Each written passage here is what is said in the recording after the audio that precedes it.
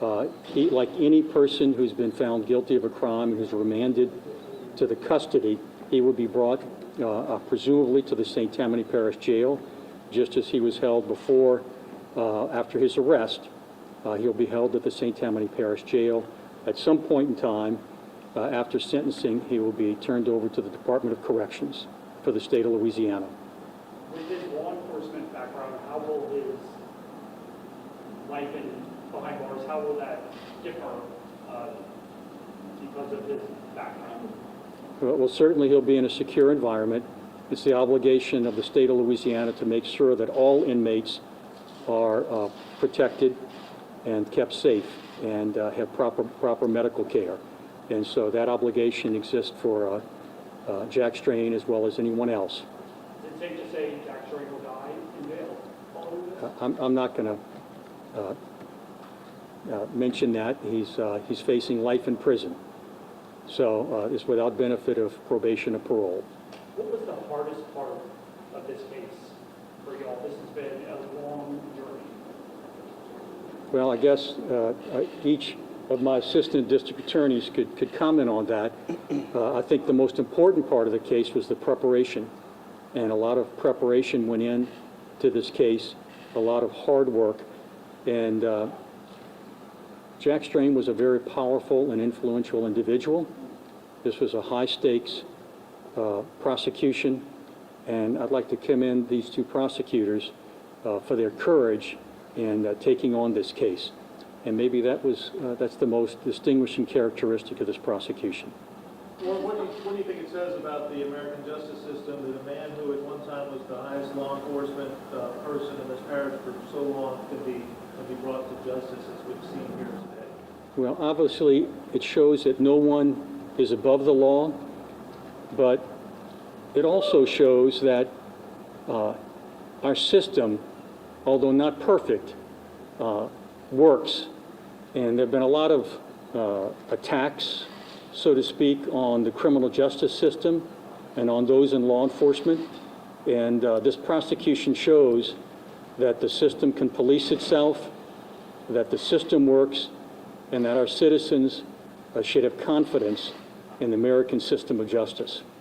This is some justice for these 5 victims we've heard from. Can you talk about what you hope they take from this verdict? One of the interesting aspects to this case is that, as painful as this process has been for the victims, for some of the victims at least, it's been very therapeutic, because they finally had their time in which they could speak about what they suffered, what happened to them, and that in some sense justice has been achieved on their behalf. And so, as painful again as this entire process has been for the criminal justice system, for the jurors listening to the testimony, for our entire system, there's been a benefit in that those victims now know that justice has been served, and I hope that helps them reach some closure in their lives.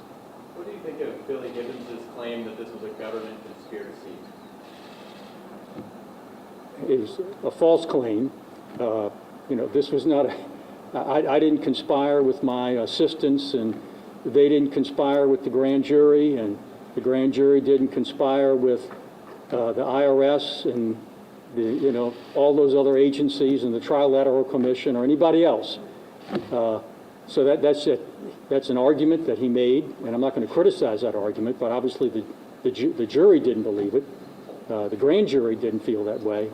And I think those of you who were in the courtroom and heard the witnesses testify, it's clear that you would have to be a master choreographer, a master director, and you'd have to be the best actors in the history of the world to believe that this was some conspiracy. Those witnesses spoke the truth, and it was evidenced in what they said and how they reacted, and I'm happy for them. Was he brought down by greed or lust? I'm not going to speculate on that.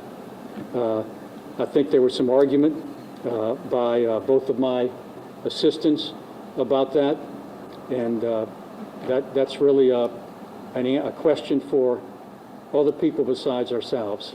Do you think it's likely there are more victims who never came forward? Yes. What makes you say that?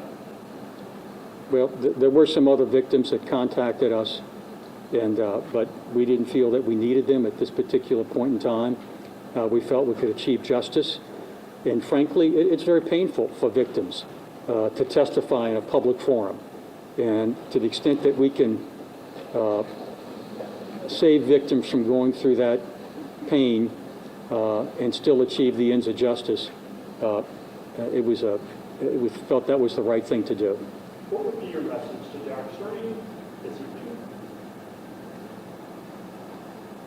I really don't have a message to Jack Strain. He faced his accusers. I think they had a message for him.